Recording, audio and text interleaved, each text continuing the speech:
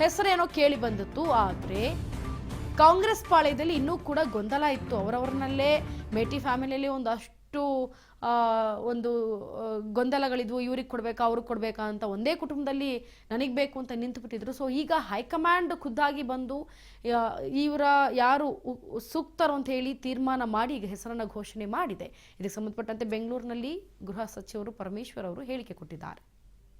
ಅಖಿಲ ಭಾರತ ಕಾಂಗ್ರೆಸ್ ಪಕ್ಷದಿಂದ ದಾವಣಗೆರೆ ಮತ್ತು ಬಾಗಲಕೋಟೆ ಉಪಚುನಾವಣೆಗೆ ಅಭ್ಯರ್ಥಿಗಳನ್ನು ಪ್ರಕಟಣೆ ಮಾಡಿದ್ದಾರೆ.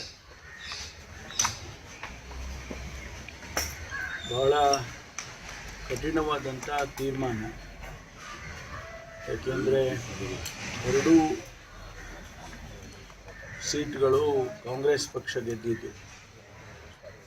ಈ ಬಾರಿಯೂ ಕೂಡ ನಾವು ಗೆದ್ದಲೇಬೇಕಾದಂಥ ಪರಿಸ್ಥಿತಿ. ಈ ಸಂದರ್ಭದಲ್ಲಿ ಒಂದು ಕಡೆ ಎರಡೂ ಕ್ಷೇತ್ರದಲ್ಲಿ ಕುಟುಂಬದವರು ಕೇಳ್ತಾ ಇದ್ದದ್ದು,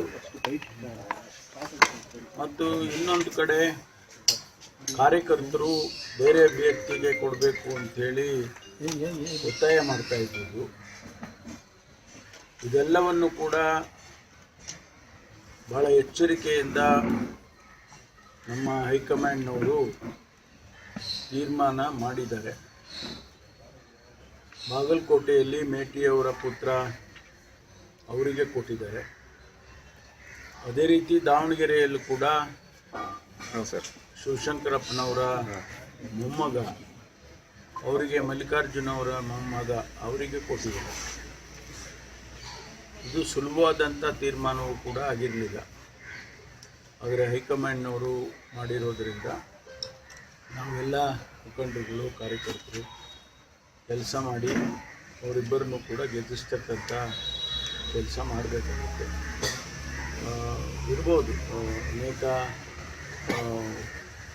ವಿಷಯಗಳು ಅಲ್ಲಿ ನಡೀಬೋದು. ಆದರೂ ಕೂಡ ಎಲ್ಲರ ಮನಸ್ಸನ್ನು, ಎಲ್ಲರನ್ನೂ ವಿಶ್ವಾಸಕ್ಕೆ ತಗೊಂಡು PCCಯಿಂದ ಮಾನ್ಯ ಮುಖ್ಯಮಂತ್ರಿಗಳು, ಅಧ್ಯಕ್ಷರು ಅವರ ಡೈರೆಕ್ಷನ್ಸ್ ಮೇಲೆ ಚುನಾವಣೆಗಳನ್ನು ಮಾಡಬೇಕಾಗ್ತದೆ.